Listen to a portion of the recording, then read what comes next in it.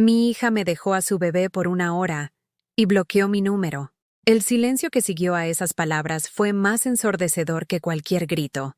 Hoy yo voy a contarte algo que nunca pensé que contaría. Y si tú, por un segundo, sientes que esto parece familiar, solo pido que dejes un like y te suscribas, porque esta historia puede ayudar a alguien a acercarse al amor de Dios. Amén. Me llamo Elena Rodríguez, tengo 72 años, y mi vida se partió en 1000 pedazos aquella tarde de verano en Ciudad de México. El aire espeso de julio se colaba por las ventanas de mi casona en la colonia Roma Norte, esa que mi difunto marido, don Alejandro, había construido con sus propias manos hace 40 años.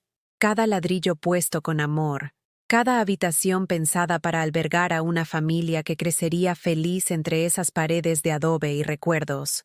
La casa aún conservaba el aroma a pan dulce recién horneado que emanaba de la cocina cada domingo después de misa, mezclado con el incienso que quemaba frente a la imagen del Sagrado Corazón de Jesús en el salón principal. Las estampas religiosas adornaban cada rincón, la Virgen de Guadalupe presidiendo la entrada, San José cuidando el estudio de Alejandro, y mi querido Santo Niño de Atocha, velando por la familia desde su altar en mi recámara. Esa mañana, como todas, había comenzado con mis oraciones del rosario. Mis dedos, ya rugosos por la edad, deslizaban las cuentas gastadas mientras murmuraba las avemarías que mi madre me enseñó siendo niña. Dios te salve, María. Llena eres de gracia. Las palabras fluían como agua bendita de mis labios, buscando esa paz que solo encuentro en la oración, esa certeza de que no estoy sola, aunque la casa se sienta tan vacía desde que Alejandro partió al cielo. El silencio de la casona se había vuelto mi compañía más fiel. Solo se interrumpía por el tic-tac del reloj de péndulo que Alejandro trajo de España en nuestro primer aniversario, o por los cantos de los gorriones que anidaban en la bugambilia del patio. Mis días transcurrían en una rutina sagrada. Misa de 6 de la mañana en la parroquia de San José. Después el mercado de Medellín para comprar solo lo necesario. Mis ingresos de pensión no daban para mucho. Y por las tardes, mi momento favorito.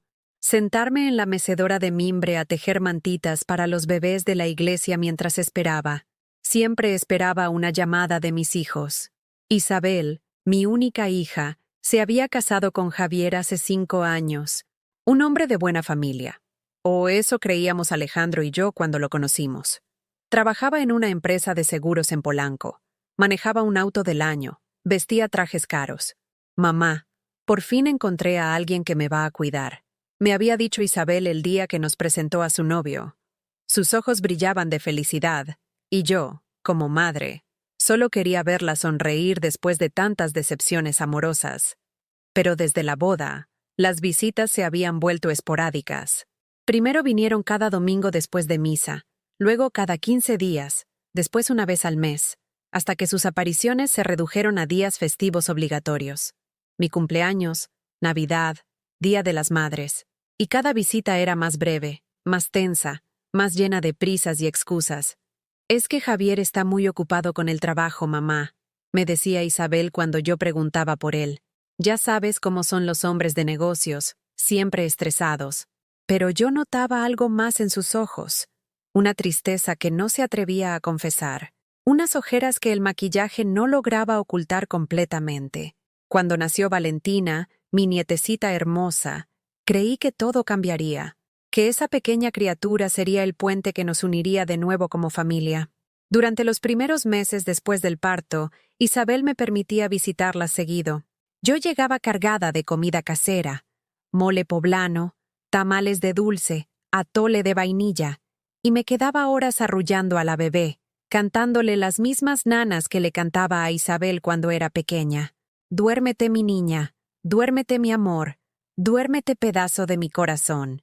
Mi voz ya no era la misma de antes, más quebradiza, más temblorosa, pero Valentina parecía entender el amor que ponía en cada nota. Se calmaba entre mis brazos como si reconociera el eco de las generaciones de mujeres que habían mecido bebés en nuestra familia. Pero gradualmente, Javier comenzó a poner obstáculos. «Señora Elena, respetamos mucho sus ganas de ayudar, pero Isabel necesita aprender a ser madre sin depender tanto de usted». me decía con esa sonrisa falsa que yo había aprendido a descifrar. Además, nosotros tenemos nuestros métodos modernos de crianza.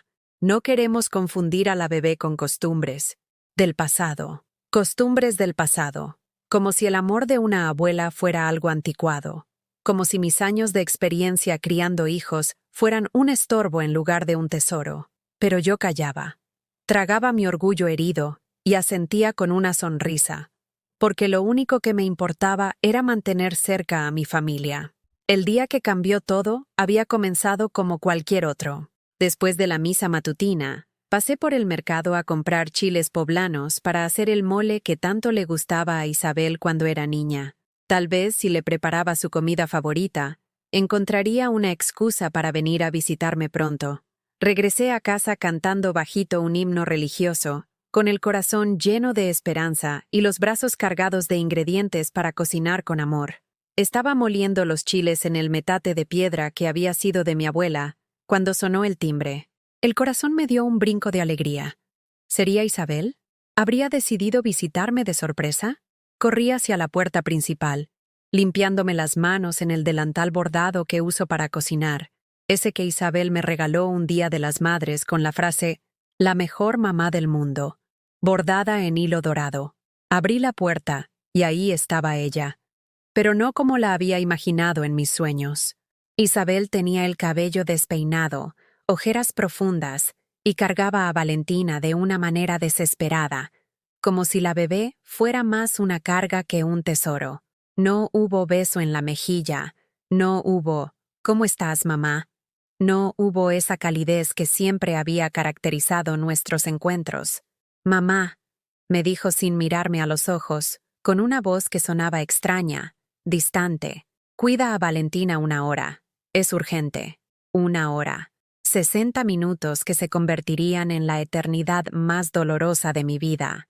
Antes de que pudiera preguntar qué pasaba, antes de que pudiera ofrecerle un café o un abrazo, Isabel había puesto a la bebé en mis brazos y se dirigía hacia la calle donde la esperaba un taxi. «Isabel, espera», le grité, pero ella ya se subía al auto sin voltear atrás. Me quedé ahí, en el umbral de mi casa, sosteniendo a mi nieta de 8 meses, viendo cómo el taxi desaparecía entre el tráfico de la ciudad. Valentina comenzó a llorar, y yo, instintivamente, la acerqué a mi pecho, meciéndola suavemente mientras murmuraba: «Ya, mi amor, ya. La abuela está aquí. No pasa nada». Pero sí pasaba algo. Algo terrible estaba sucediendo, aunque en ese momento no podía imaginarlo. La primera hora pasó volando mientras arrullaba a Valentina. La mecí en mis brazos como había hecho con Isabel décadas atrás, cantándole las mismas canciones de cuna que mi madre me enseñó. «Al arrorro, niño. Al arrorro ya. Duérmete, mi niña, que tengo que hacer».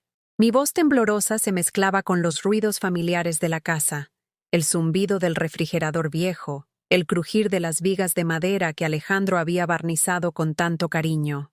Pero cuando el reloj de péndulo marcó las 3 de la tarde, una inquietud comenzó a crecer en mi pecho como una sombra fría.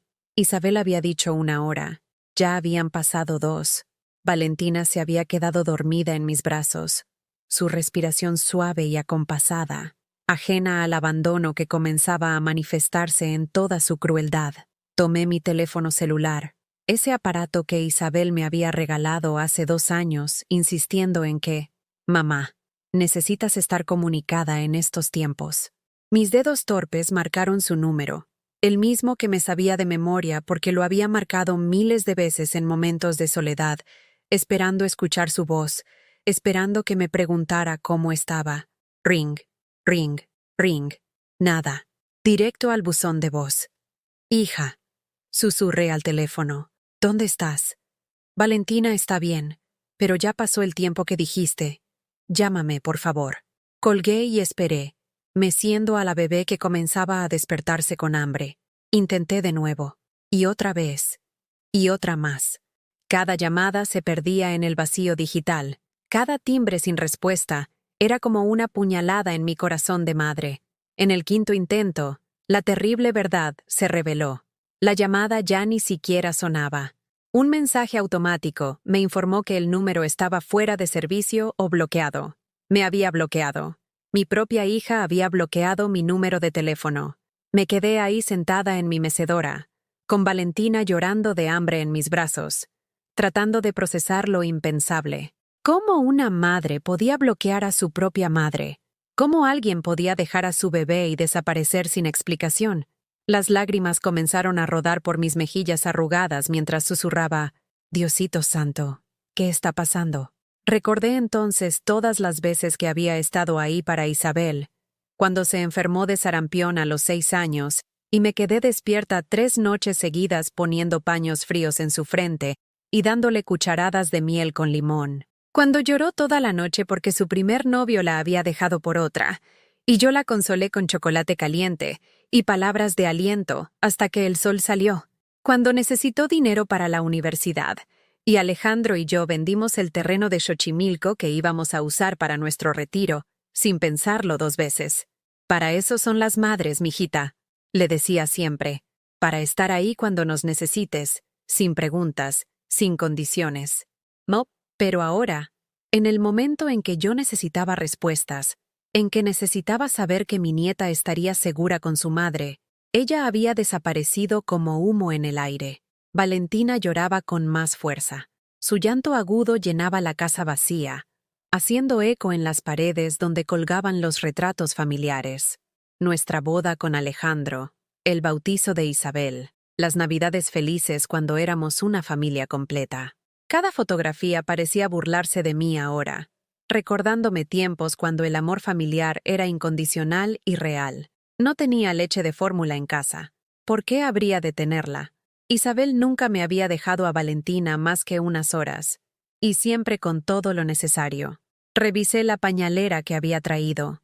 2 pañales, una mamila vacía y nada más. Como si hubiera planeado que esto fuera breve. Como si hubiera mentido desde el principio. Salí a la calle con Valentina en brazos, caminando las 3 cuadras hasta la farmacia de don Roberto en la avenida Álvaro Obregón. Mis chancletas gastadas se arrastraban por el pavimento mientras la bebé gritaba de hambre. Los transeúntes me miraban con curiosidad, algunos con lástima. Una señora mayor me detuvo. «¿Se siente bien, doña?» «Se ve muy pálida». «Estoy bien», mentí, forzando una sonrisa. «Solo necesito leche para mi nieta». En la farmacia, don Roberto me conocía desde hace años. «Doña Elena, ¿cómo está?» No sabía que Isabel tenía problemas para amamantar. Sus palabras inocentes me atravesaron como cuchillos. ¿Cómo explicarle que no sabía nada sobre los problemas de mi hija? ¿Cómo confesarle que había sido abandonada con una bebé sin explicación? «Es solo preventivo», murmuré, pagando con los últimos billetes de mi cartera. De regreso a casa, preparé la mamila con manos temblorosas. Valentina se calmó un poco al sentir la leche tibia, pero yo no podía calmarme. Cada sorbo que tomaba la bebé era un recordatorio de que esto no era temporal, no era una emergencia de 1 hora, era algo mucho más terrible. Esa noche, acosté a Valentina en la cuna de madera que Alejandro había hecho para Isabel 30 años atrás. La misma cuna donde había arrullado a mi hija con canciones de cuna y oraciones susurradas. «Ángel de la guarda, dulce compañía, no me desampares ni de noche ni de día». ¡Ah! Pero mientras veía dormir a mi nieta, la pregunta que más me torturaba no era dónde estaba Isabel, sino por qué había hecho esto. ¿Qué había pasado en su vida para que llegara a este punto? ¿Había algo que yo no sabía? ¿Problemas con Javier? ¿Depresión posparto? ¿Drogas? ¿Dinero? Me hinqué frente al altar de mi recámara, donde la imagen del Sagrado Corazón de Jesús me había consolado en los momentos más difíciles de mi vida. Las velas proyectaban sombras danzantes en las paredes, mientras mis labios movían las palabras de una oración desesperada.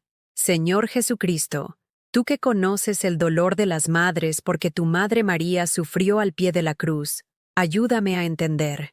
Dame fuerzas para cuidar de esta niña inocente. Si esto es una prueba, concédeme la sabiduría para superarla. Si es un castigo, perdóname por mis pecados. Pero no permitas que esta criatura pague por los errores de los adultos». ¡Ah! Las horas de esa primera noche se arrastraron como siglos. Valentina se despertaba cada 2 horas llorando, y yo, Sin experiencia reciente con bebés, trataba de consolarla como podía. Mi espalda me dolía de cargarla. Mis ojos ardían de la falta de sueño. Pero peor que el cansancio físico era la agonía emocional de no saber qué había pasado con mi hija. Al amanecer, decidí llamar a Javier a su trabajo. Conseguí el número de la aseguradora donde trabajaba y pedí hablar con él. El señor Javier Mendoza ya no trabaja aquí, me informó la recepcionista con voz robótica. Renunció hace una semana. ¿Una semana? ¿Isabel sabía que Javier había renunciado? ¿Por eso había venido a dejarme a Valentina? ¿Estaban huyendo de algo? ¿De alguien? Llamé a su casa en Polanco, al número fijo que tenía anotado en mi libreta de direcciones. Sonó varias veces hasta que contestó una voz que no reconocí. ¿Bueno? Disculpe, busco a Isabel Mendoza. Soy su madre. Aquí no vive nadie con ese nombre, señora. Se mudaron ayer en la madrugada. Dejaron varias cosas tiradas, hasta la televisión. El portero dice que se fueron con mucha prisa. Se mudaron, en la madrugada, mientras yo mecía a su hija abandonada. Ellos habían empacado sus vidas y desaparecido como fantasmas. Colgué el teléfono y me dejé caer en la silla de la cocina donde Alejandro solía leer el periódico cada mañana. La realidad me golpeó con toda su fuerza brutal. No había sido abandonada por una hora. Había sido abandonada por tiempo indefinido, tal vez para siempre. Valentina gateaba por el suelo de la cocina, explorando con la curiosidad inocente de los bebés, ajena al drama que se desarrollaba a su alrededor. La miré y susurré. ¿Qué vamos a hacer ahora, mi amor? ¿Qué vamos a hacer? En ese momento, me di cuenta de que tendría que encontrar las respuestas yo sola, con mi fe como único escudo y el amor de abuela como única arma contra un abandono que apenas comenzaba a mostrar su verdadero rostro. Los días se convirtieron en una pesadilla de supervivencia. Valentina había desarrollado fiebre durante la segunda noche, y yo, sin conocimiento sobre medicamentos para bebés, pasé horas enteras con paños húmedos en su frente, rezando el rosario mientras ella lloraba inconsolable. «Dios mío, no me la vayas a quitar también», suplicaba entre lágrimas, recordando las palabras de mi madre. Los niños son prestados del cielo. El tercer día, cuando la fiebre no bajaba, tuve que llevarla al centro de salud de la colonia Doctores. Caminé 40 minutos bajo el sol despiadado de agosto, cargando a Valentina en mis brazos porque no tenía dinero para el pecero. Mis zapatos ortopédicos se habían vuelto instrumentos de tortura, y cada paso era una punzada que subía desde mis pies hasta mi columna ya deteriorada por la edad. En la sala de espera, rodeada de madres jóvenes con sus bebés, me sentí como un espécimen extraño, una anciana con una criatura que obviamente no era suya. Los murmullos comenzaron casi inmediatamente. ¿Viste a la señora? ¿Será la abuela? Se ve muy grande para andar cargando bebés. Pobrecita la niña. No trae ni carreola. Pero fue cuando llegué al consultorio que enfrenté el primer juicio directo. La doctora, una mujer de unos 40 años con expresión severa, revisó a Valentina mientras me bombardeaba con preguntas que yo no podía responder. ¿Cuándo fue su última vacuna? ¿Está lactando o toma fórmula? ¿Ha tenido reacciones alérgicas? ¿Dónde está la madre? Esa última pregunta cayó como una losa sobre mi pecho. Ella no pudo venir, balbuceé, sintiendo cómo mis mejillas se encendían de vergüenza. La doctora me miró por encima de sus lentes con una expresión que conocía bien. Juicio. ¿Usted es la tutora legal de la menor? Soy su abuela. Respondí con la poca dignidad que me quedaba. Señora, necesito hablar con uno de los padres. No puedo recetar medicamentos sin el consentimiento de los tutores legales. Su voz se había vuelto fría, oficial, como si yo fuera una extraña tratando de secuestrar a una niña. Por favor, doctora, supliqué. La niña tiene fiebre. Solo necesita algo para bajarle la temperatura. Soy su familia. Me miró durante largos segundos que se sintieron como horas. Finalmente suspiró y escribió una receta. Solo paracetamol infantil. Y traiga a la madre la próxima vez, o no podré atenderla. Salí del centro de salud con Valentina en brazos y el alma hecha pedazos. Ni siquiera me había preguntado mi nombre. Para ella, yo era solo una anciana problemática, una complicación en su día de trabajo. En la farmacia de la esquina, El muchacho del mostrador me observó con curiosidad mientras yo contaba las monedas para pagar el medicamento. ¿Es su nieta, señora?, preguntó con una sonrisa que parecía genuina. Sí, respondí, aferrándome a esa pequeña muestra de humanidad.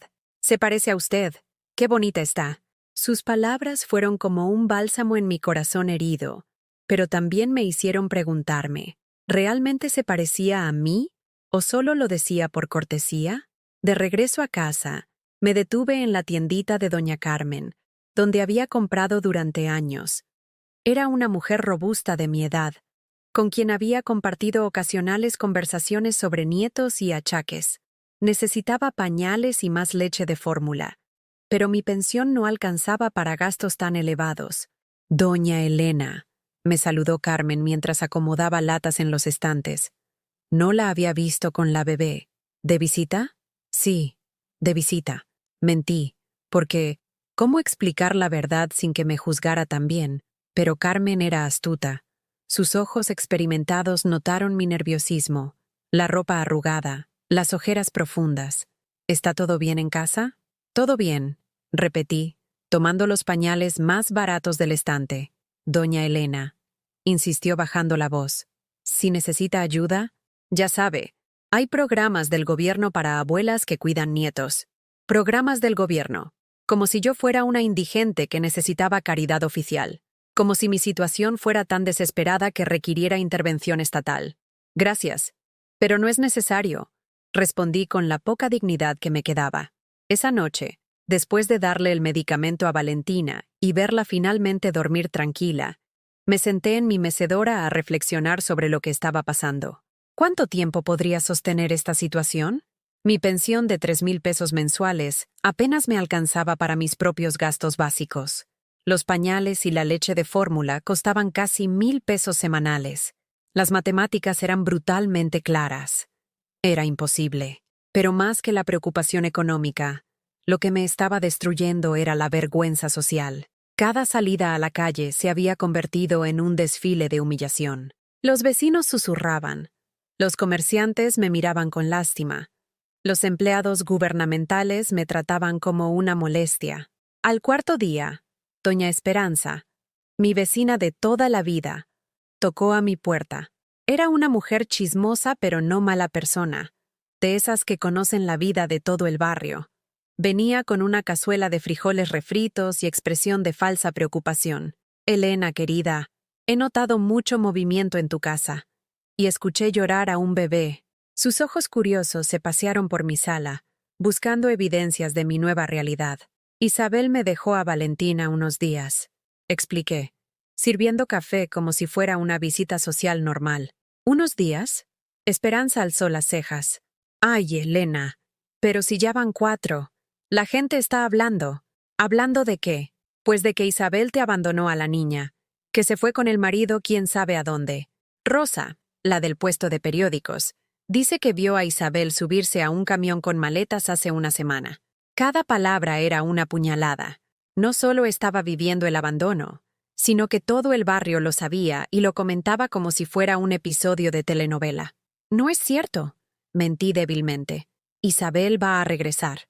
Esperanza me puso una mano en el hombro con condescendencia. Elena, mi amor, a nuestra edad ya no podemos estar cuidando bebés. Es muy pesado. ¿Por qué no llamas al DIF? Ellos saben qué hacer en estos casos. El DIF, el Sistema para el Desarrollo Integral de la Familia, para niños abandonados, para abuelas incompetentes que no podían cuidar apropiadamente a sus nietos. La sugerencia me golpeó como una bofetada. Valentina está bien conmigo, respondí con firmeza que no sentía.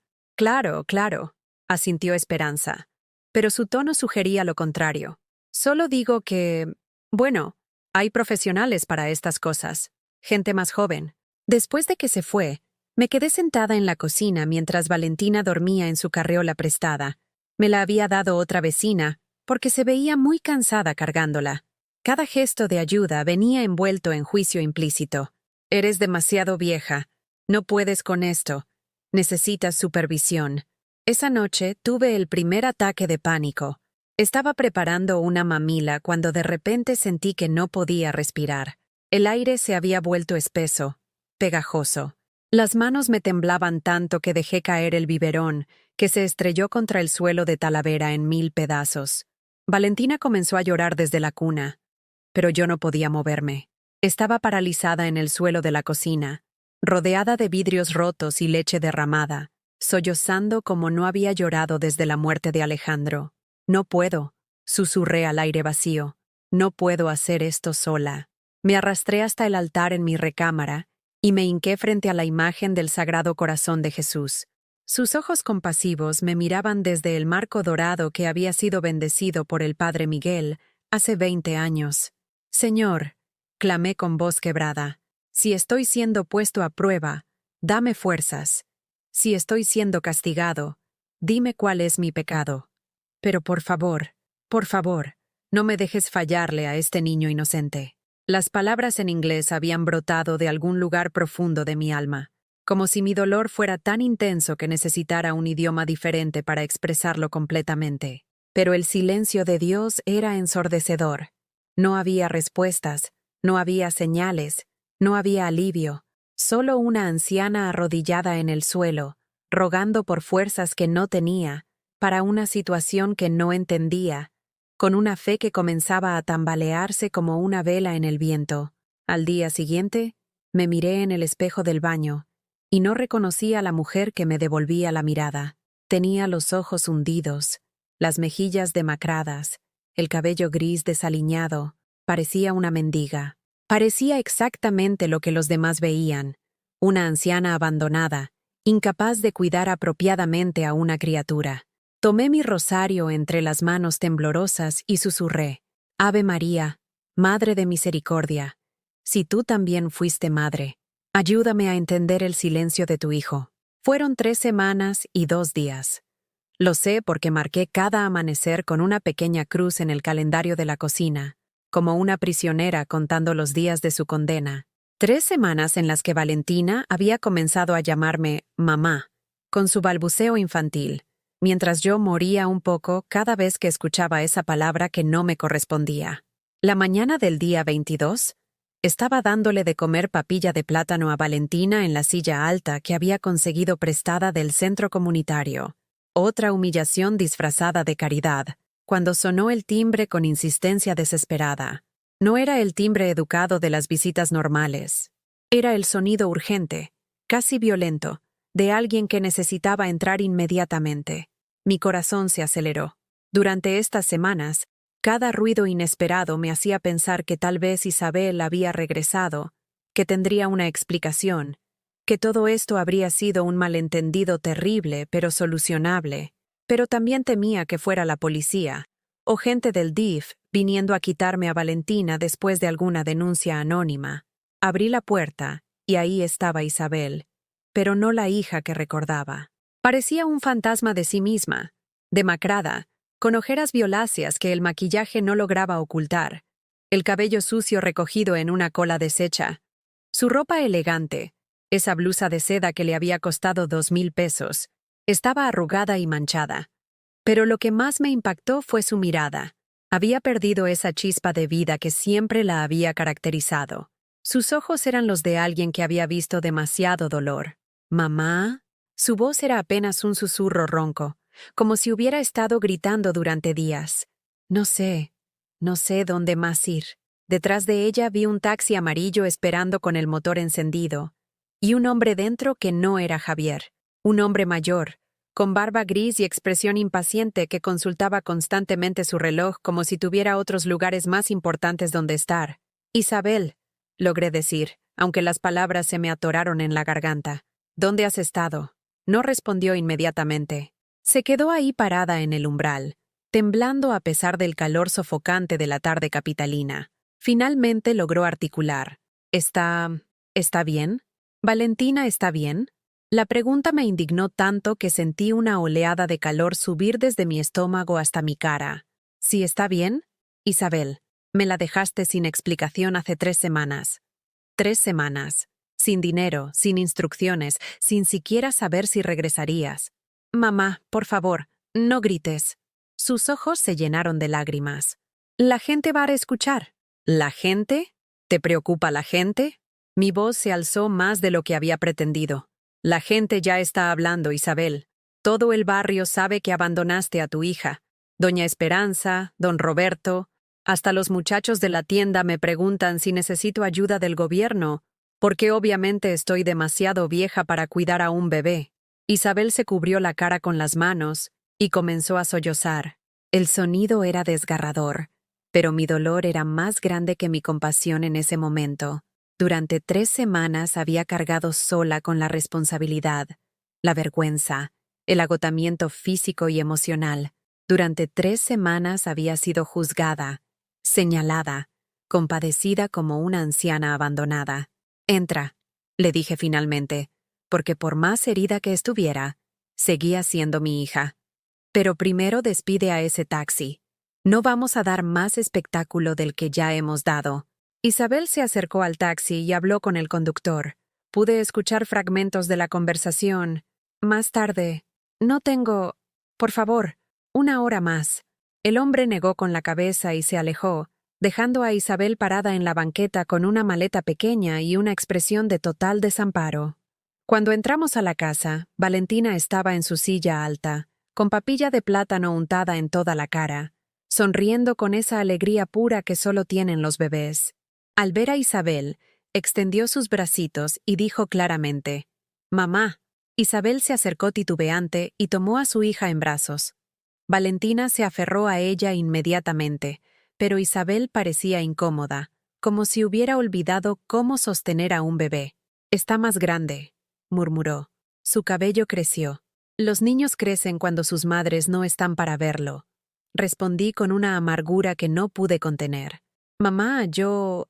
Isabel comenzó a hablar, pero la interrumpí. «¿Dónde está Javier? ¿Por qué renunció a su trabajo?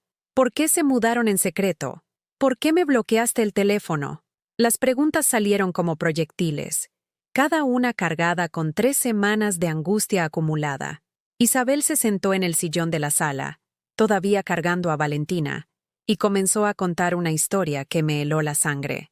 Javier había perdido el trabajo por consumir drogas en la oficina. No había renunciado.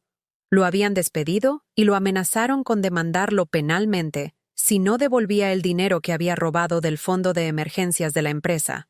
¿Dinero robado? Las palabras salieron de mi boca como un grito ahogado. 50,000 pesos, mamá. 50,000 pesos que necesita devolver antes del viernes o van a demandarlo. Por eso nos fuimos de la casa. Por eso... Se quebró completamente. Por eso vine a dejarte a Valentina. Javier dijo que necesitábamos movernos rápido, que no podíamos cargar con una bebé mientras resolvíamos esto. ¿Y tú estuviste de acuerdo? Mi voz era hielo puro. ¿Estuviste de acuerdo en abandonar a tu hija? No sabía qué hacer, gritó Isabel, haciendo que Valentina comenzara a llorar. Javier me dijo que sería solo unos días, que tú la cuidarías mejor que nadie, que era lo más seguro para ella. ¿Lo más seguro? Isabel, tengo 72 años. No tengo dinero para gastos de bebé. He estado sobreviviendo a base de frijoles y tortillas para poder comprarle leche. Mi hija me miró como si recién se diera cuenta de la realidad de lo que había hecho. Sus ojos recorrieron mi figura demacrada, mi ropa sucia, mis manos temblorosas por la desnutrición y el estrés.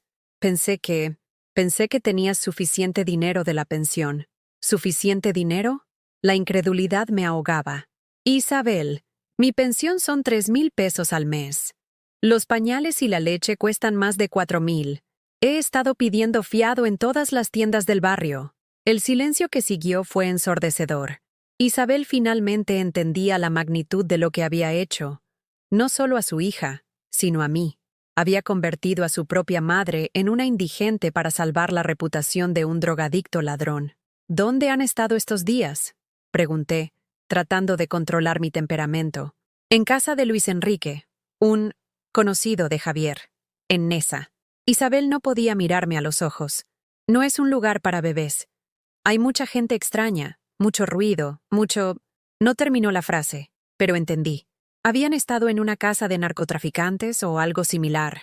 Mi hija, mi princesa que había estudiado contabilidad y trabajado en empresas respetables, había estado viviendo en el mundo de las drogas mientras yo me consumía cuidando a su bebé. ¿Y ahora qué, Isabel?, ¿Vienes por Valentina para llevarla de vuelta a ese lugar? No, susurró. Javier me corrió. Dice que ya no me quiere, que soy un estorbo, que la bebé es un estorbo. Me dijo que me las arreglara sola. La información me golpeó como un mazo. No solo había abandonado a su hija conmigo, sino que ahora regresaba porque ella también había sido abandonada. Éramos 3 generaciones de mujeres desechadas por el mismo hombre. ¿Estoy siendo puesto a prueba? ¿O simplemente olvidada? Murmuré repitiendo la pregunta que me había atormentado durante semanas. ¿Qué dijiste, mamá? Nada, respondí, pero por dentro me desmoronaba. ¿Tienes dinero? ¿Tienes trabajo? ¿Tienes algún plan? ¿O solo viniste a llorar? Isabel se abrazó a Valentina como si fuera un salvavidas. No tengo nada, mamá. Literalmente nada. Javier se quedó con todo. El carro, la ropa, hasta mi identificación. Solo tengo lo que traigo puesto. Miré a mi hija, a esta mujer de 32 años que había vuelto a convertirse en una niña asustada, y sentí que mi corazón se partía en 2 direcciones opuestas. La compasión maternal y la rabia justificada. Había destruido mi vida, mi dignidad, mi salud, para salvar a un hombre que al final la había desechado como basura. Isabel, dije finalmente, con una calma que no sentía, necesito que entiendas algo. Durante estas 3 semanas, no solo cuidé a tu hija, perdí mi dignidad, mi salud, mis ahorros, y casi pierdo mi fe. La gente me ve como una anciana loca que no puede cuidar a un bebé. Los médicos me tratan como si fuera incompetente. Los vecinos me compadecen como si fuera una indigente. Mamá, yo... No he terminado. Mi voz se endureció. ¿Jesús perdonaría esto también? ¿Debería perdonar otra vez? Esas son las preguntas que me han estado torturando. ¿Cuántas veces debe una madre perdonar antes de que sea complicidad en lugar de amor? Isabel lloró en silencio, meciendo a Valentina que había dejado de llorar, y nos observaba con esos ojos grandes e inocentes que no entendían el drama adulto que se desarrollaba a su alrededor. Por primera vez en 3 semanas, no estaba sola con esta responsabilidad, pero de alguna manera me sentía más sola que nunca. Esa noche, después de acostar a Valentina en su cuna y ver a Isabel dormida en el sofá de la sala, porque mi dignidad herida no me permitía ofrecerle la cama de huéspedes todavía, me senté en la cocina con una taza de té de manzanilla y tomé la decisión más difícil de mi vida. Había pasado 72 años siendo la mujer que siempre decía sí. Sí a Alejandro cuando me pidió que dejara mi trabajo de secretaria para cuidar la casa. Sí a Isabel cuando necesitó dinero para la universidad. Sí a todos los que llegaban con problemas, con necesidades, con manos extendidas esperando que Elena resolviera lo que ellos no podían o no querían resolver. Pero esa noche, por primera vez en décadas, la palabra que resonaba en mi mente era diferente. No. No iba a seguir siendo el refugio para las decisiones irresponsables de otros. No iba a sacrificar lo poco que me quedaba de salud y dignidad para arreglar los desastres que otros creaban.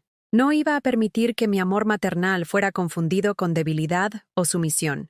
Tomé mi libreta de direcciones, esa antigua agenda de cuero que Alejandro me había regalado en nuestro 10º aniversario, y busqué el número del licenciado Ramírez. Había sido el abogado de la familia durante años.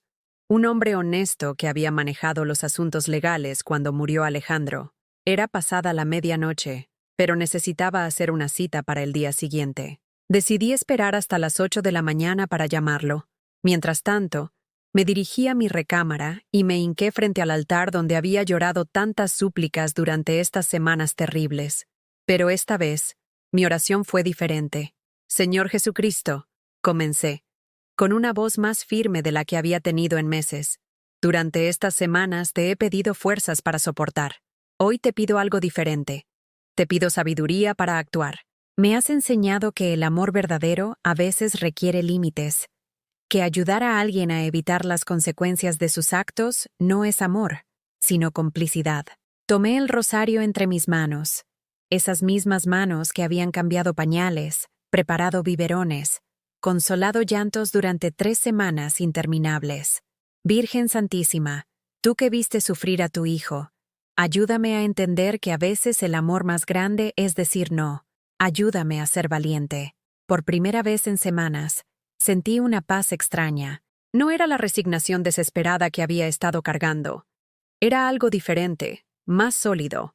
Era la paz de alguien que finalmente había decidido tomar control de su propia vida. A las 8 en punto, marqué al despacho del licenciado Ramírez. Su secretaria me dio cita para las 10 de la mañana. Dígale que es urgente, le pedí, y que tiene que ver con custodia de menores. Cuando Isabel despertó, alrededor de las 9, la encontré sentada en la sala meciendo a Valentina mientras la bebé desayunaba su biberón matutino. Isabel se veía un poco mejor después de dormir, aunque las ojeras seguían marcadas como moretones en su rostro pálido.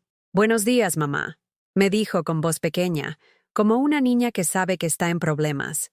Estaba pensando, tal vez podríamos hablar con el padre Miguel. Él siempre ha sido bueno dando consejos. «Ya no necesito consejos, Isabel», respondí, sirviendo café en 2 tazas despostilladas. «Necesito acción. ¿Qué quieres decir?»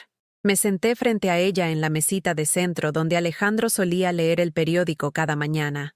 «Tengo cita con el licenciado Ramírez a las 10.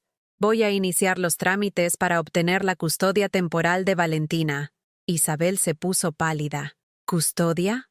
Mamá, yo soy su madre. Tú eres la mujer que la abandonó durante 3 semanas. Respondí con una calma que me sorprendió a mí misma. La mujer que me bloqueó el teléfono mientras yo no sabía si tu hija tenía alguna alergia, si había sido vacunada, si necesitaba medicamentos especiales. Pero ya regresé. Ya estoy aquí. Sí, regresaste. Porque no tienes dónde más ir.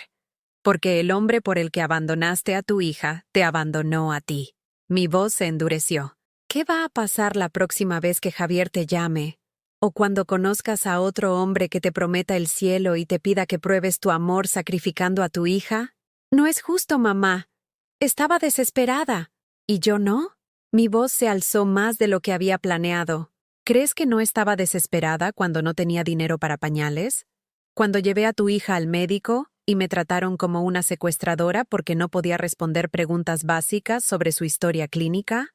Isabel comenzó a llorar, pero yo continué. La verdad, por dolorosa que fuera, tenía que salir completa. «Isabel, te amo. Eres mi hija y siempre lo serás. Pero amar no significa permitir. Amar no significa ser cómplice de la irresponsabilidad». Respiré profundo. Valentina necesita estabilidad. Necesita a alguien que no la vaya a usar como moneda de cambio en relaciones tóxicas. «¿Estás diciendo que soy una mala madre?» Su voz era apenas un susurro. «Estoy diciendo que en este momento no estás en condiciones de ser madre.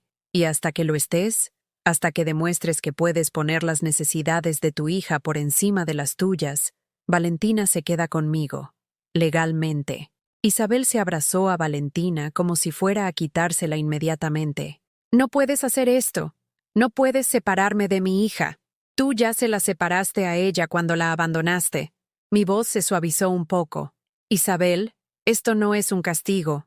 Es protección, para ella y para ti también. ¿Para mí? Mientras Valentina esté legalmente bajo mi custodia, tú puedes tomarte el tiempo que necesites para reconstruir tu vida, conseguir trabajo, encontrar vivienda, alejarte definitivamente de Javier y sus problemas, sin la presión de cuidar a una bebé que, seamos honestas, no sabes cuidar sola». Isabel lloró en silencio durante varios minutos. Finalmente preguntó, ¿Podría visitarla? Por supuesto, pero con horarios establecidos, y solo si mantienes un comportamiento estable. Nada de desapariciones, nada de hombres dudosos, nada de drogas. Yo no uso drogas, mamá, pero viviste con alguien que sí las usa, y eso ya es suficiente riesgo para Valentina. A las 10 menos cuarto salimos hacia el despacho del licenciado Ramírez. Isabel insistió en acompañarme, aunque yo hubiera preferido ir sola. El despacho estaba en la colonia Condesa, en un edificio Art Deco que había conocido tiempos mejores. El licenciado Ramírez era un hombre mayor, de mi generación, que había manejado casos familiares durante décadas. Doña Elena me saludó con la cordialidad de alguien que había conocido a Alejandro y respetaba nuestra familia. «Lamento mucho las circunstancias que la traen aquí», Le expliqué la situación con toda la honestidad posible. El abandono, la falta de comunicación, los problemas de Javier, la inestabilidad económica y emocional de Isabel. El licenciado tomó notas meticulosas mientras hablaba. ¿La señorita Isabel está de acuerdo con este arreglo?, preguntó, dirigiéndose a mi hija que había permanecido callada durante toda mi explicación. Isabel miró a Valentina, que dormía en su carriola, y luego me miró a mí. Durante largos segundos, pude ver la batalla que se libraba en su interior, el orgullo maternal contra la realidad de su situación. Sí, susurró finalmente. Creo que es lo mejor para Valentina. Excelente, dijo el licenciado. Iniciaremos los trámites inmediatamente. Será un proceso de custodia temporal con posibilidad de visitas supervisadas. Si la situación de la señorita Isabel se estabiliza, podremos revisar el arreglo en el futuro. Cuando salimos del despacho, Isabel me tomó del brazo. Mamá, ¿realmente crees que puedo cambiar? La miré a los ojos, buscando en ellos algún destello de la hija determinada que había sido antes de conocer a Javier.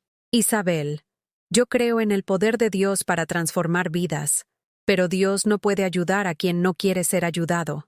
Quiero cambiar, dijo con voz firme, por Valentina, por mí, y por ti, que mereces una hija mejor. Entonces demuéstralo, respondí, día tras día, decisión tras decisión.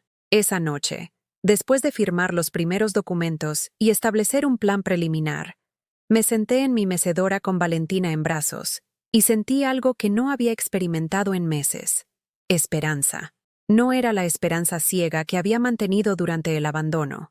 Esa esperanza desesperada de que todo volviera a ser como antes.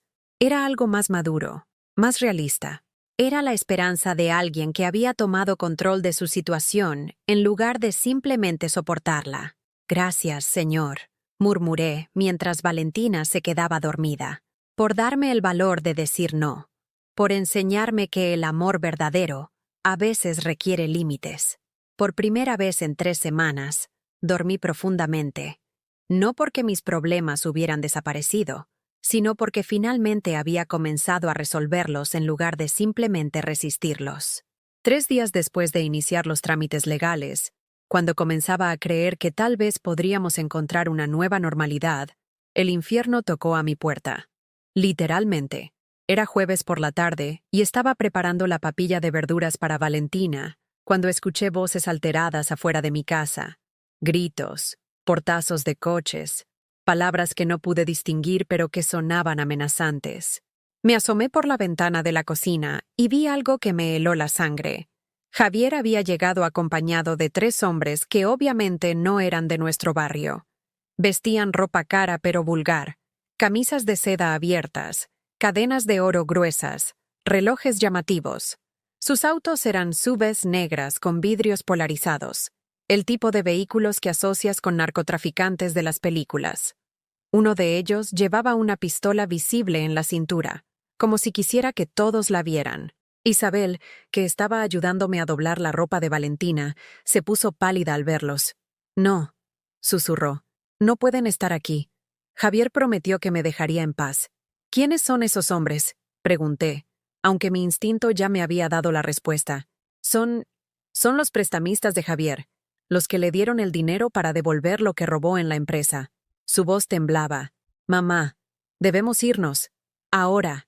Pero antes de que pudiéramos movernos, el timbre sonó con violencia. No era el sonido civilizado de una visita cortés. Era el ruido agresivo de gente que esperaba ser obedecida inmediatamente. Después del timbre, vinieron los golpes en la puerta de metal, cada uno más fuerte que el anterior. Isabel, sé que estás ahí. La voz de Javier se escuchaba diferente a como la recordaba. Más ronca, más desesperada, más peligrosa. Sal inmediatamente o vamos a entrar. Me dirigí a la puerta principal con paso firme, a pesar de que mis rodillas temblaban. Isabel trató de detenerme. Mamá, no abras. No sabes de lo que son capaces. Esta es mi casa. Respondí con una determinación que no sabía que poseía. Y no voy a esconderme en mi propia casa. Abrí la puerta, pero mantuve la cadena de seguridad puesta. A través de la rendija pude ver a Javier, y el cambio era dramático. El hombre pulcro y bien vestido que había conocido 5 años atrás ahora parecía un delincuente. Tenía los ojos inyectados de sangre, la barba descuidada, la ropa sucia.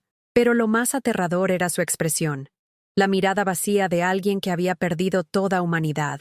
Doña Elena, me dijo con una sonrisa falsa que no llegaba a sus ojos, necesito que me dé a Isabel y a la niña. Es un asunto familiar que no la involucra a usted. Isabel y Valentina están bajo mi protección, respondí, sorprendiéndome de lo firme que sonaba mi voz. Y tú no eres bienvenido en mi casa. La sonrisa de Javier desapareció. Señora, usted no entiende la situación. Estos señores no son muy pacientes. Hizo un gesto hacia los hombres que lo acompañaban. Isabel me debe dinero. Mucho dinero. Y hasta que no me lo pague, ella y la niña vienen conmigo. Isabel no te debe nada, repliqué. Los problemas que tienes son tuyos, no de ella. Fue entonces cuando uno de los hombres se acercó a la puerta. Era alto, corpulento, con cicatrices en el rostro que hablaban de una vida violenta. Su voz era suave pero infinitamente más aterradora que los gritos de Javier. Señora, con todo respeto, abra la puerta. No queremos problemas con una persona mayor, pero tampoco vamos a irnos con las manos vacías. En ese momento, recordé las palabras que había pronunciado durante mi oración 3 noches atrás. Dame valor para actuar. Este era el momento. Este era el momento en que toda mi vida de fe sería puesta a prueba. No, dije con una claridad que me sorprendió incluso a mí. No voy a abrir esta puerta. No voy a entregar a mi hija ni a mi nieta a delincuentes. Y si quieren entrar por la fuerza, tendrán que hacerlo sabiendo que toda la colonia los está viendo. Era cierto. Los vecinos habían comenzado a asomarse por ventanas y puertas. Doña Esperanza estaba en su balcón con el teléfono en la mano, obviamente llamando a la policía. Don Roberto había salido de su tienda y observaba desde la esquina.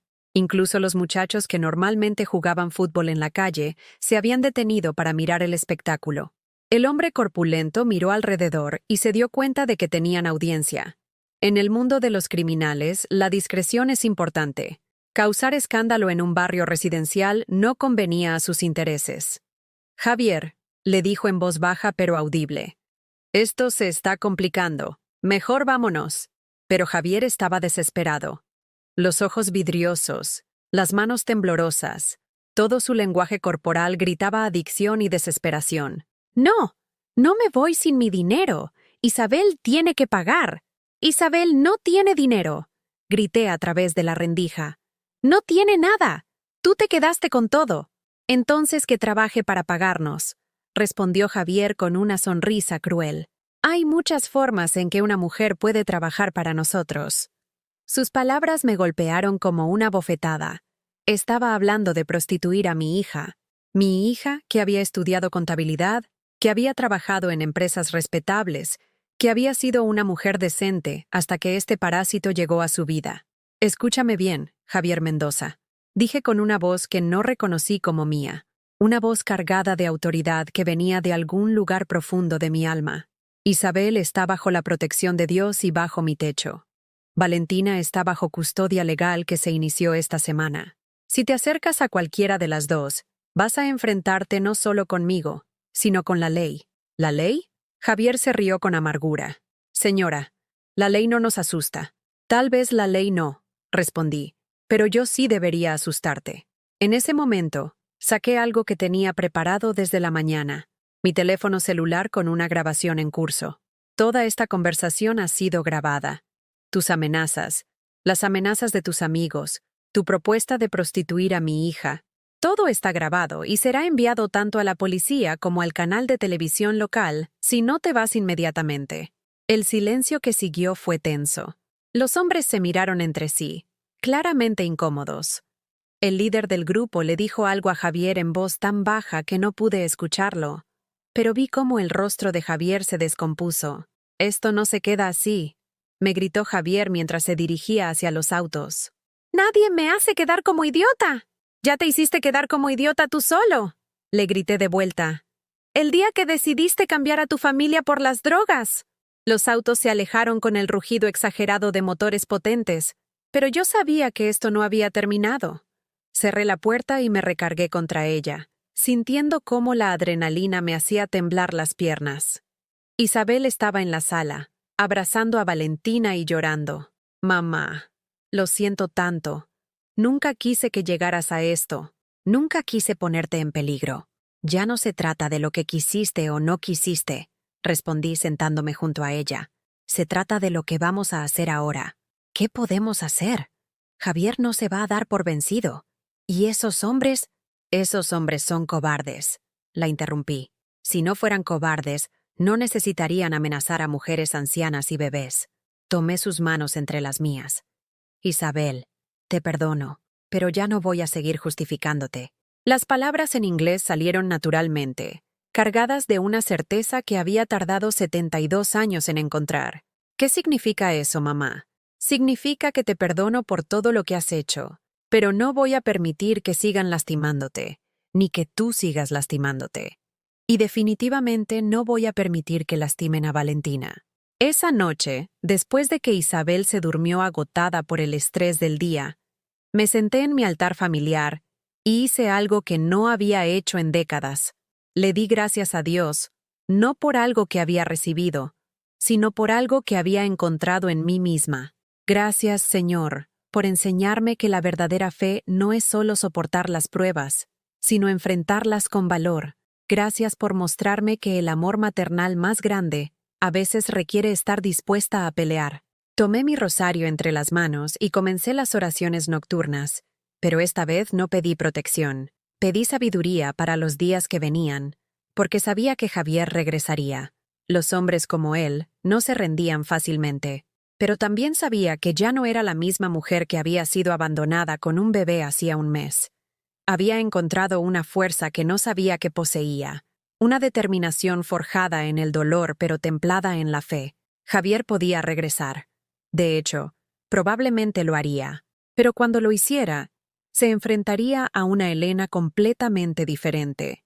Una Elena que había aprendido que el amor verdadero a veces requiere decir no, que la compasión verdadera a veces exige límites, y que la fe verdadera no es pasiva sino activa. Una Elena que estaba dispuesta a pelear por su familia, costara lo que costara. 2 semanas después del confronto con Javier, algo extraordinario comenzó a suceder. No fue un milagro instantáneo, sino algo más profundo y duradero. Un renacimiento que empezó desde adentro hacia afuera. Todo comenzó cuando el padre Miguel, párroco de San José, vino a visitarme después de que doña Esperanza le contó lo que había pasado. Era un hombre de 60 años, con canas prematuras y ojos bondadosos que habían visto demasiado sufrimiento humano para juzgar a nadie. Elena, me dijo mientras tomábamos café en mi cocina, con Valentina jugando en el suelo con unos juguetes que las vecinas habían empezado a traer. He escuchado lo que has vivido, y quiero que sepas que toda la comunidad parroquial está orgullosa de ti. ¿Orgullosa? La palabra me sonó extraña. Hacía tanto tiempo que nadie me decía algo así. Sí, orgullosa. No solo por cómo defendiste a tu familia, sino por cómo has encontrado tu fuerza en la fe. Se inclinó hacia adelante, con esa manera directa que tienen los sacerdotes experimentados. Elena, ¿has considerado que tal vez Dios te ha estado preparando para algo más grande? No entiendo, padre. En la parroquia tenemos muchas mujeres como tú, abuelas que están criando nietos porque sus hijos no pueden o no quieren hacerlo, mujeres mayores que han sido abandonadas, maltratadas, que se sienten inútiles. Sus ojos brillaron con una idea. ¿Qué dirías si te propongo que dirijas un grupo de apoyo para ellas? La sugerencia me tomó completamente desprevenida.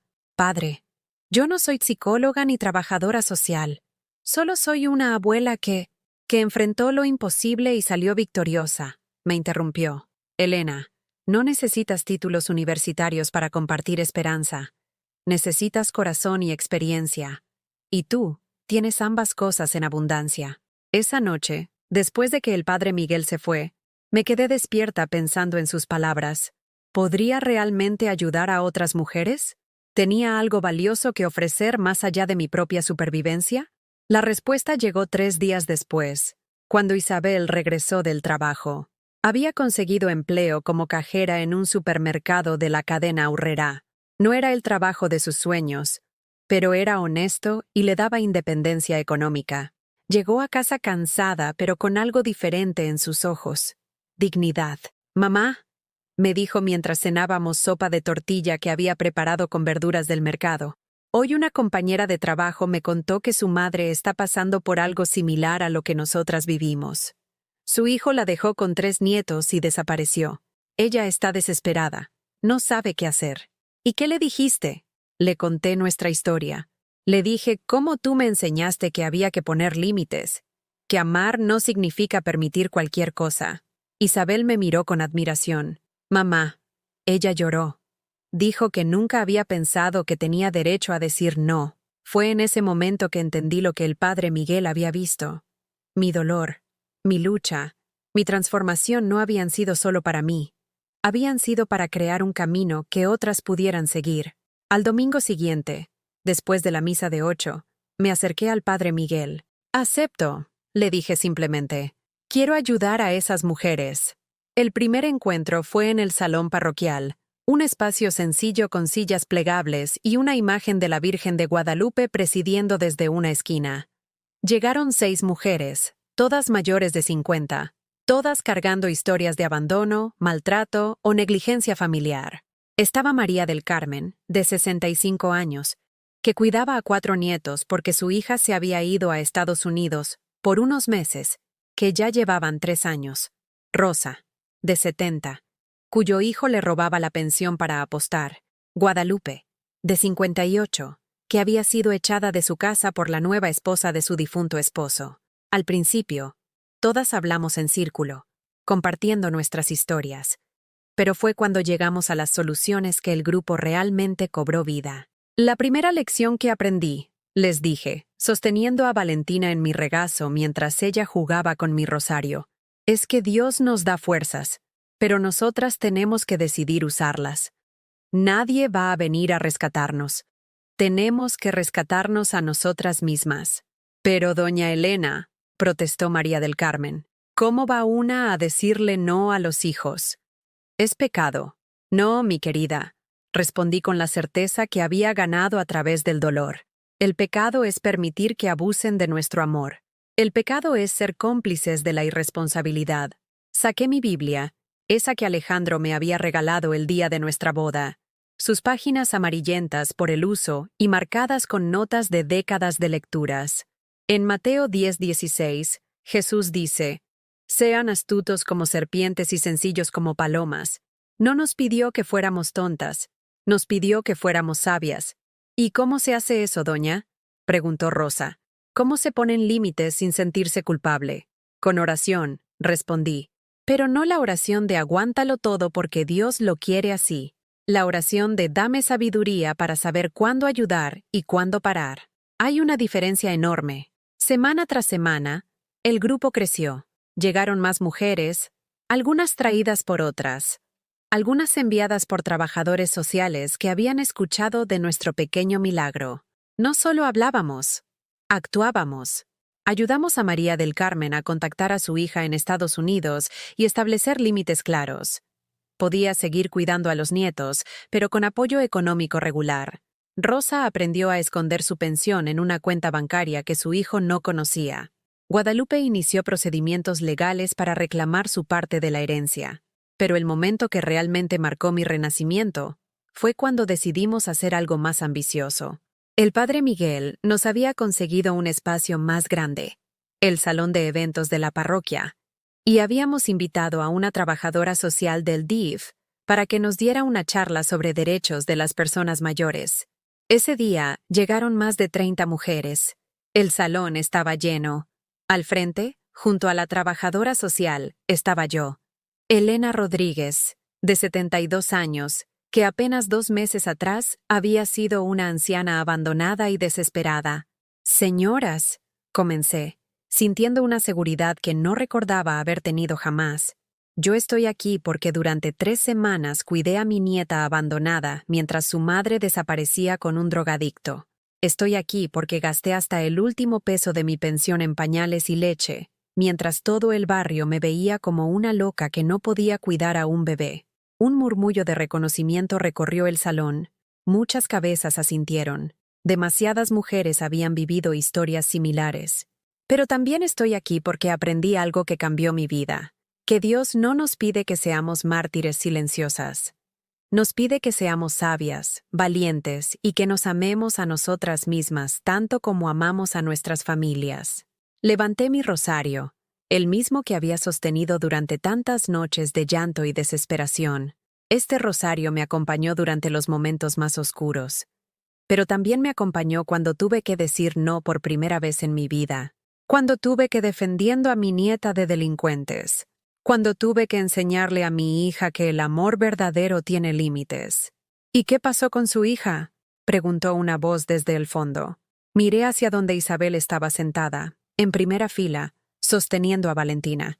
Había venido a escucharme, a apoyarme, y su presencia era la prueba viviente de que la transformación era posible. Mi hija está aprendiendo a ser madre otra vez, respondí. Está trabajando, pagando sus gastos, reconstruyendo su vida. Y cada día que pasa sin tomar malas decisiones, es un día más cerca de ganarse el derecho de cuidar a su hija sin supervisión. ¿Y su yerno?, preguntó otra mujer.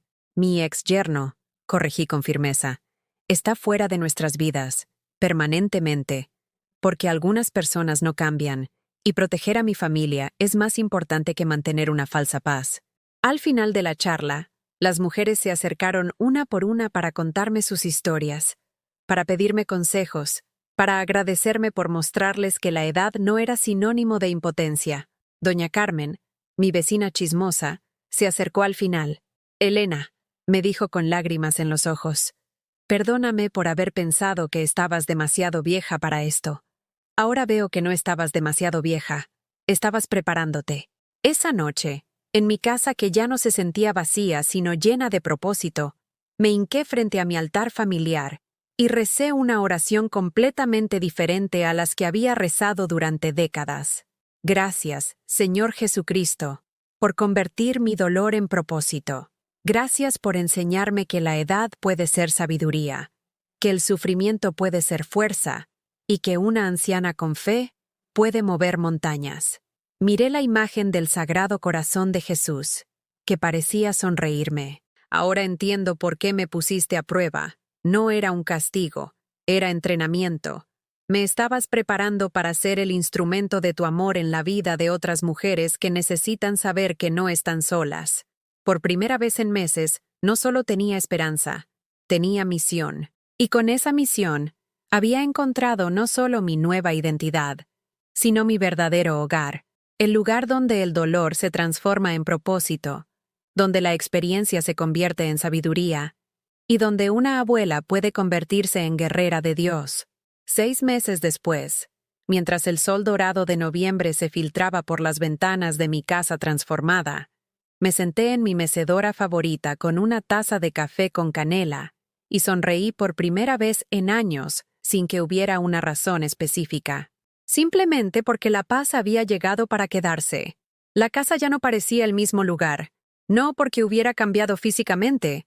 Seguía siendo la misma casona de adobe que Alejandro construyó con sus manos, sino porque había recuperado su alma.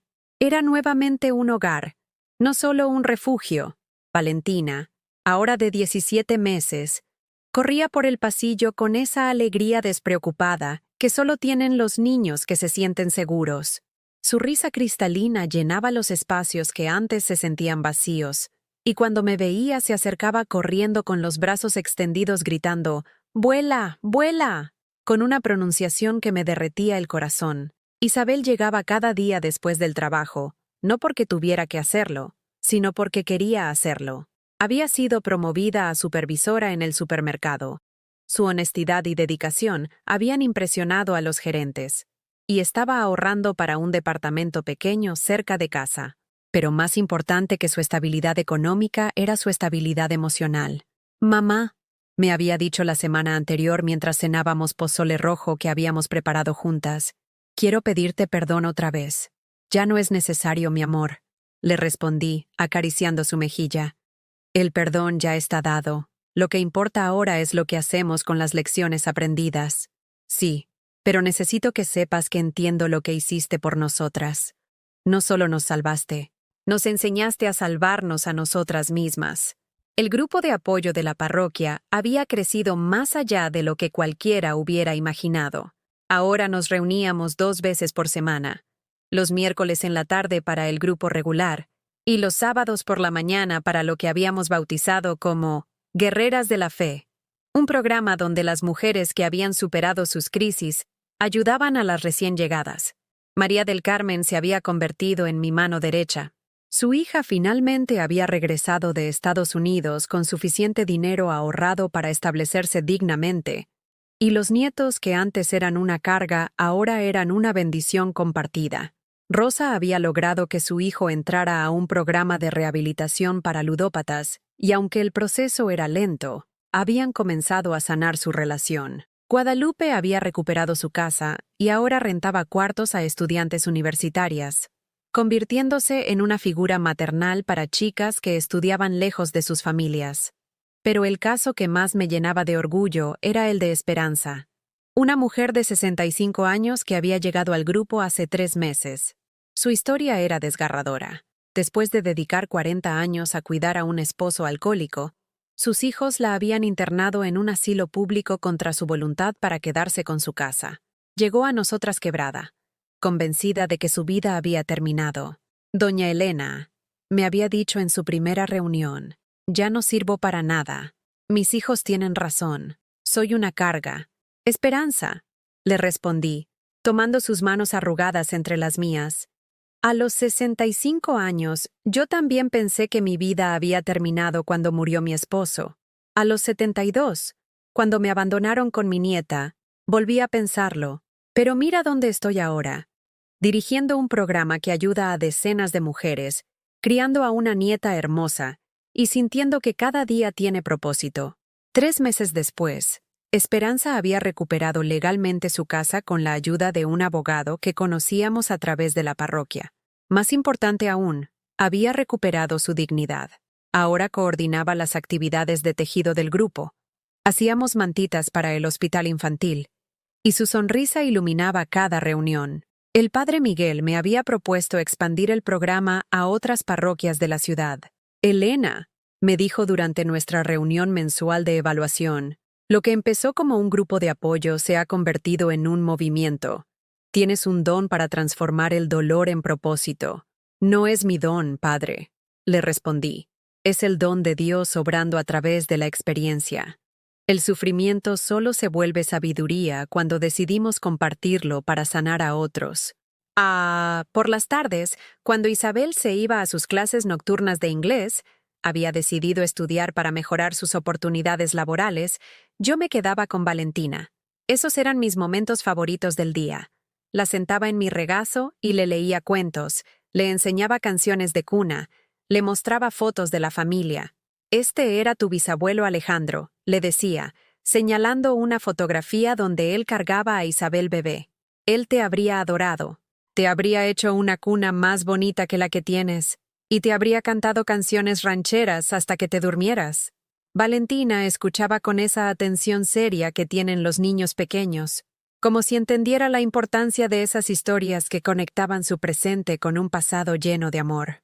En las noches, después de acostar a Valentina y asegurarme de que Isabel estuviera estudiando o descansando, me permitía un momento de reflexión personal. Me sentaba en mi altar familiar, encendía una vela, y conversaba con Dios como se conversa con un amigo cercano.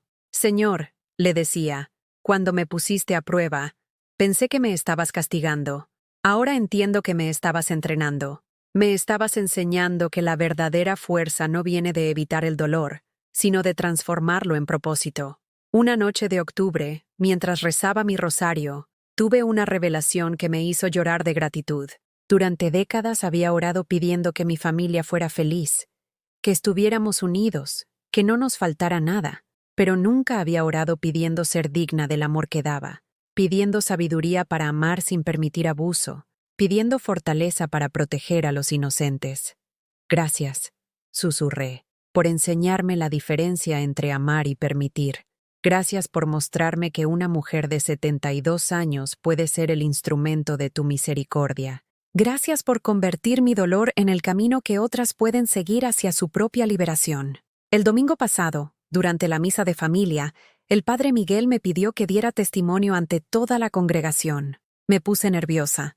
Nunca había hablado frente a tanta gente. Pero cuando vi a todas las mujeres de mi grupo sentadas en las bancas, sosteniendo a sus nietos, sonriendo con esa paz que solo da el haber recuperado la dignidad, supe exactamente qué decir. Hermanos y hermanas, comencé, con una voz que no temblaba. Hace 6 meses yo era una anciana abandonada, humillada, que se sentía inútil. Hoy soy una guerrera de Dios que ayuda a otras mujeres a encontrar su propia fuerza. Miré directamente a Isabel, que estaba en primera fila con Valentina en brazos. El abandono más cruel puede convertirse en el regalo más grande, si tenemos fe para ver más allá del dolor inmediato. Después de la misa, una joven madre se acercó a mí con lágrimas en los ojos. Doña Elena, me dijo, mi suegra está pasando por algo similar a lo que usted vivió. ¿Podría hablar con ella? Por supuesto, mijita, le respondí. Dile que venga el miércoles a las 4, y dile que no importa qué tan perdida se sienta. Todas estuvimos perdidas alguna vez. Ahora, mientras termino mi café y observo a Valentina dormir su siesta vespertina, siento una gratitud tan profunda que apenas puedo contenerla. No es la gratitud amarga de quien ha sobrevivido a algo terrible, sino la gratitud dulce de quien ha encontrado significado en el sufrimiento. Mi casa vuelve a oler a pan dulce los domingos, porque he recuperado las ganas de cocinar para la gente que amo. El jardín que Alejandro plantó ha vuelto a florecer, porque he recuperado las ganas de cuidar cosas que crecen, y mi corazón, que se había endurecido por el dolor, se ha suavizado con el amor multiplicado. Isabel y Valentina no son las únicas que me importan ahora. Son María del Carmen, Rosa, Guadalupe, Esperanza, y las 20 mujeres más que han encontrado refugio y esperanza en nuestro pequeño grupo. Son las que llegan cada semana con historias nuevas de abandono y se van con herramientas nuevas para la supervivencia. Soy Elena Rodríguez. Tengo 72 años, y mi vida no terminó cuando me abandonaron con un bebé. Mi vida verdadera comenzó cuando decidí convertir ese abandono en el fundamento de mi misión. El pordo sol mexicano pinta mi sala de colores dorados mientras escribo estas líneas en el diario que comencé a llevar por consejo del padre Miguel. Mañana será miércoles, y vendrán más mujeres buscando esperanza. Algunas llorarán, algunas se enojarán, algunas dirán que no pueden más, y yo les diré lo mismo que me digo a mí misma cada mañana. Con Dios, puedes más de lo que imaginas. Con fe, eres más fuerte de lo que crees. Y con propósito, tu dolor puede convertirse en el puente que otras necesitan para llegar a su propia libertad. ¿Has vivido tú o alguien que conoces algo parecido a esta historia? ¿Cómo la fe los ayudó a encontrar fuerzas para seguir adelante? Cuéntame en los comentarios cómo la oración y la confianza en Dios te han dado valor en los momentos más difíciles. Si esta historia te tocó el corazón, por favor dale like y suscríbete al canal para que este mensaje de esperanza llegue a alguien más que necesita escucharlo. Que Dios bendiga a todos los que han pasado por algo así. En el nombre de Jesús, amén.